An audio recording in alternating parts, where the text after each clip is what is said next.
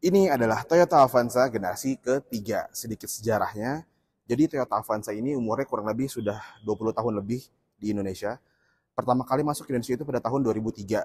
Lalu sempat beberapa kali melakukan facelift dan di tahun 2011 mengeluarkan generasi keduanya. Lalu beberapa kali lagi melakukan facelift dan akhirnya di 2021 mengeluarkan generasi ketiga yang ada di samping saya sekarang. Nah, Toyota Avanza yang ada di samping saya sekarang ini adalah tipe G, yang artinya ini adalah tipe terlakunya atau tipe terlarisnya dari Toyota Avanza. Perbedaannya apa sih sama generasi yang sebelumnya? Nah, generasi yang sebelumnya itu belum menggunakan basis DNGA, sedangkan yang ini sudah menggunakan basis DNGA. Sehingga mobilnya itu lebih panjang, lebih lebar, dan lebih luas di bagian interiornya. Kita akan bahas secara lengkapnya. Welcome to Cars Teddy, dan ini adalah Toyota Avanza tipe G tahun 2000.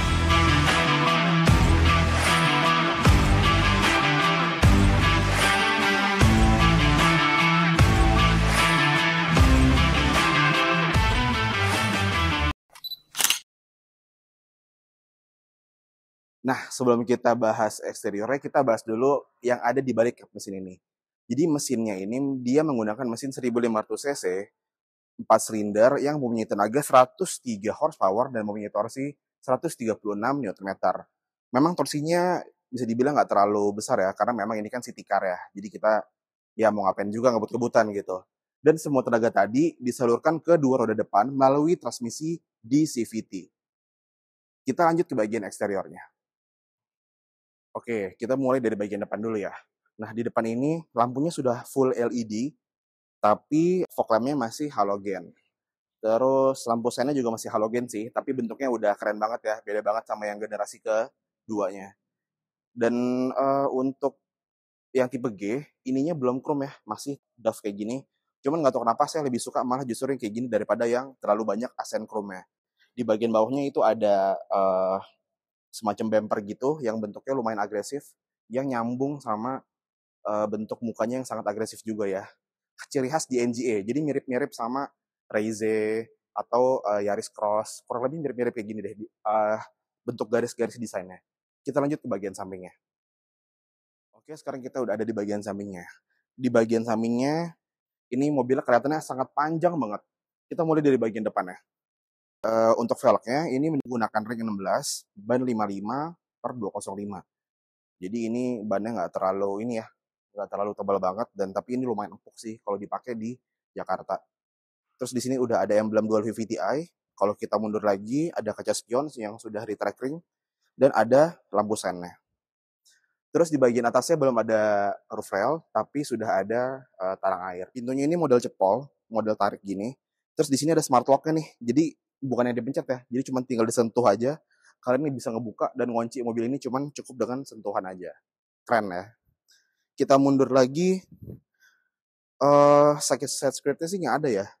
Cukup polos kayak gini. Oh iya, mobil ini dapat kaca film 3M. Jadi untuk pembelian mobil ini yang tipe ini, kalian akan mendapatkan kaca film 3M gitu. Kita lanjut ke bagian belakangnya. Oke, sekarang kita sudah ada di bagian belakangnya. Kita mulai dari atas ya. Di atasnya itu ada antena shark fin. Terus di sini ada kayak mancuran air gitu buat di kacanya, karena kacanya nggak ada defoggernya. Tapi ada wipernya. Nah, perbedaannya sama yang Veloz apa sih? Nah, yang Veloz itu belakangnya itu nyambung dari kanan ke kiri, sedangkan yang ini enggak. Terus ada emblem Avanza, ada emblem 15 yang menandakan bahwa mobil ini 1500 cc. Terus udah dapat kamera mundur dan di bawahnya ada reflektor yang menambah kesan agresif ya dari mobil ini. Jadi mobil ini tuh kelihatannya tuh nggak ngatung gitu. Karena mobil ini ada bumper bagian belakangnya. Kita lanjut ke bagian bagasinya ya. Nah, ini bagian bagasi kalau misalkan kursinya nggak dilipat. Di bagian sininya ada tray buat naro-naro toolkits gitu. Ada buat dongkrak segala macem. Terus di bagian sini ada lampu sama ada buat kayak naro sesuatu gitu. Mungkin naro sabun mobil kali ya. Nah, tapi ini kalau misalkan udah dilipat, ini luas banget nih guys nih. Tuh, bener-bener luas banget. Ini nih hampir rata sampai ke depan. Ini kalau untuk masalah fungsional, masalah luas, mobil ini memang menang banyak sih. Walaupun fitur-fiturnya masih banyak yang kurang dibandingkan yang Veloz ya. Oke, kita lanjut ke bagian dalamnya sama Todzilla. Let's go. Alright guys, sekarang ini kita udah ada di dalam mobilnya ya. Let's check it out what's inside the car. Well, ini kita mulai dari third row-nya ya. What do you know ya? Gua pun sebenarnya agak sedikit kaget dengan mobil ini ya. Ternyata dia punya belakang ini ya. Emang sih kalau keadaannya buat orang duduk mungkin space belakang untuk naruh koper itu udah nggak ada, alias sempit lah. Bisa naruh tas kayak backpack gitu. Tapi kalau di duduk nih ternyata ya yang tingginya 179 180 ya seperti gue ini kurang lebih, ternyata ini lumayan luas ya. Dia punya ada 2 headrest ya, duduknya bisa nyantai. Dan untuk bertiga pun oh enggak, kalau tiga enggak ya, soalnya dia punya apa namanya buat seat belt tuh di tengah. Jadi kalau buat bertiga tuh kayak nggak mungkin, jadi pantat tuh sakit kalau di sini kena seat belt. Jadi ini khusus buat 2 orang. Tapi seperti ya, karena dia punya bangku tengahnya tuh dia nih low, jadi dia lebih rendah dari yang di belakang. Jadi seolah di belakang itu punya kapasitas duduk yang lega gitu ya. Ini gue agak sedikit kaget sendiri tadi pas gue naik ya. Sedikit agak impress lah gitu. Nah, untuk bagian sininya ada colokan 12 volt ya guys. Nah, di sini juga ada taruh compartment, I think buat naruh kayak handphone atau tab ya. Di sini ada buat map holder 2 ya.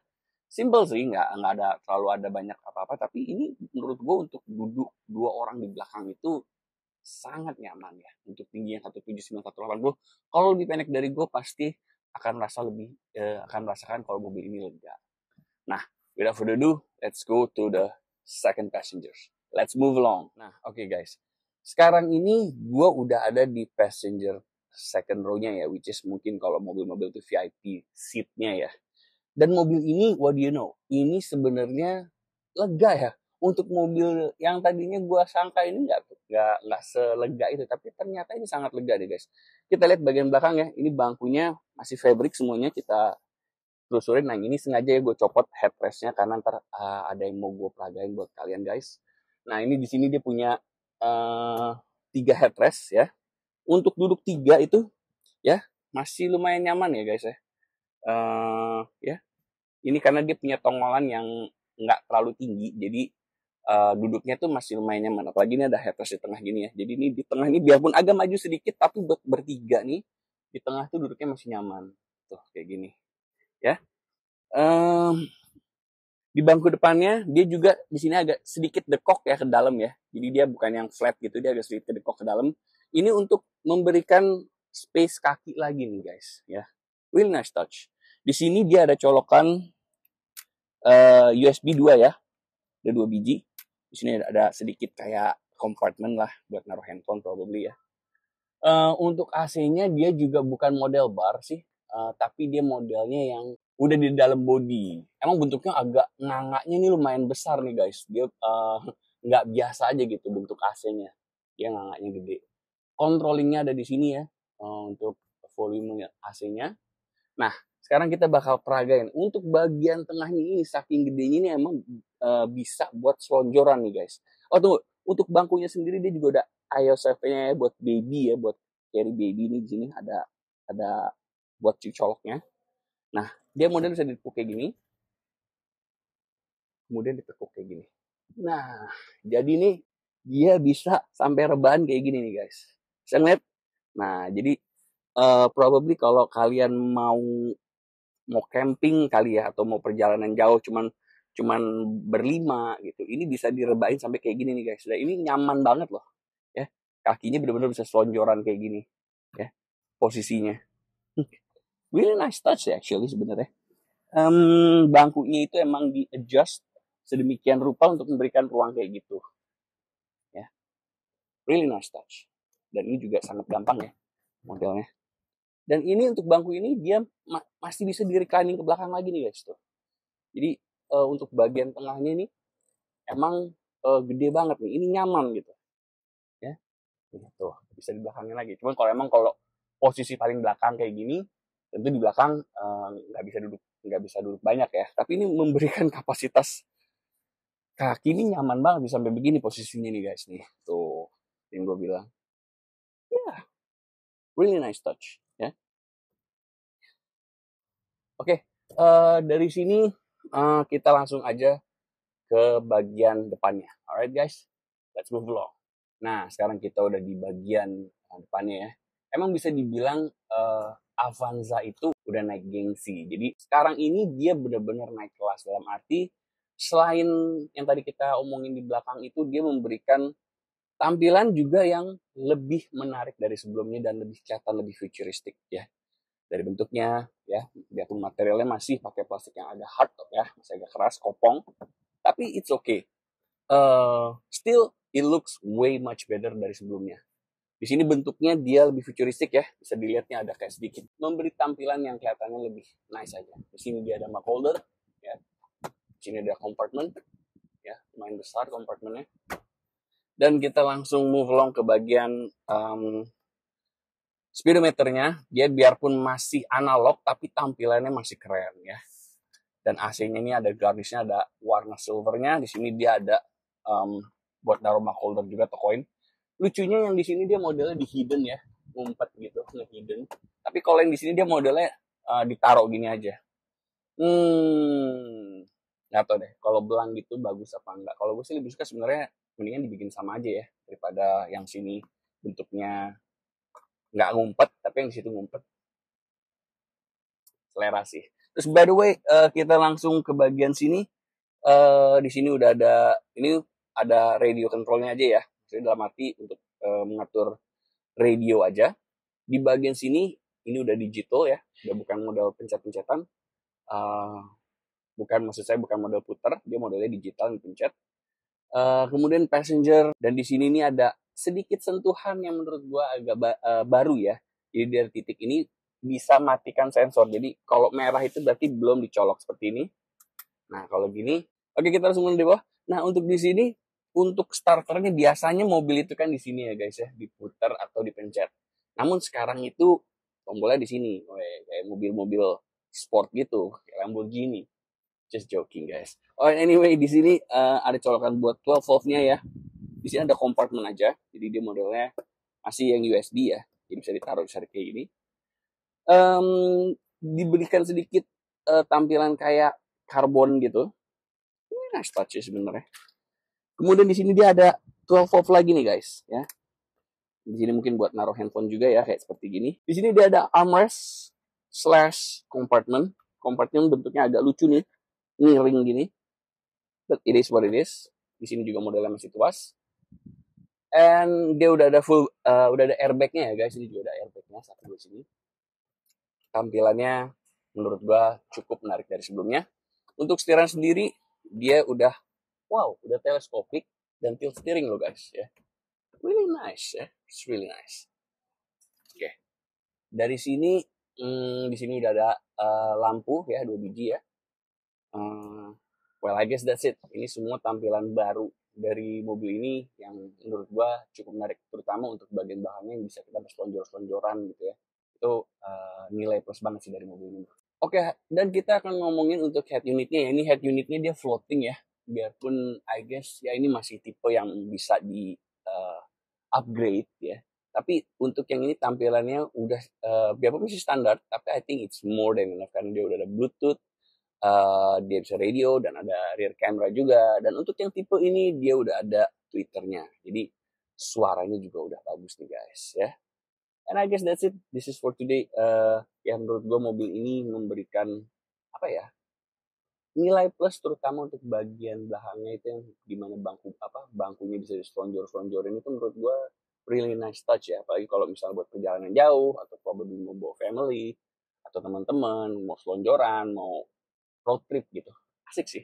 Untuk bangkunya sendiri ini semua masih pakai manual ya. Recliningnya semua dan bahannya udah fabric ya. I guess that's it. Let's move along. Oke, sekarang kita udah ada di Toyota Redington. Seperti biasa, kalau misalkan kita mau review Toyota, pasti selalu kesini dan selalu sama Mas Lamro nih di sebelah saya sekarang. Nah, sekarang ini kita mau tanya ada promo apa sih untuk Toyota Avanza NIC 2024 ini? Oke, Mas Lamro silakan. Ya, makasih Mas Andi. Nah. Untuk di 2024 ini kita ada promo tuh DP-nya mulai 10%. Khusus untuk karyawan swasta itu bunganya bisa mulai di 4,5%. Jadi programnya itu udah DP kecil, angsuran ringan. Angsurannya ringan. Gitu. Oh, oke, siap. Karena bunganya kan kecil, Mas. Iya, betul. Gitu. Kalau untuk lebih tahu masalah total DP-nya berapa, itu kan tergantung unit, tergantung tipe gitu. Untuk DP-nya sih mulai dari 15 jutaan gitu. Mulai dari 15 jutaan ya, Mas? Iya. Dan ini tipe yang terlaku ya, Mas, kalau nggak salah ya? Ini tipe yang paling laku. Oke, benar. Nah, untuk ini, Mas, kalau mau ngehubungin Mas Lamro kemana nih? Oke, hubungin saya, boleh datang langsung ke Tunas Toyota Raden Inten atau boleh dihubungin lewat WA 0821 1134 2438. Nah, oke. Jadi kalian bisa screenshot aja nih nomor di bawah kalau misalkan kalian berminat untuk mengambil Toyota Avanza ini dengan Mas Lamro dengan promo-promo yang menarik tadi ya. Dan mungkin kalian nanti bisa dibisikin lebih banyak promonya lagi kalau kalian langsung hubungin Mas Lamro gitu. Karena nggak semuanya bisa kita buka di sini ya, Mas. Iya. Gitu. Oke, kurang lebih kayak gitu aja. Ya maksudnya gitu aja, Mas. Iya. Udah gitu aja. Kalau gitu, Kompas Teddy, back to you guys.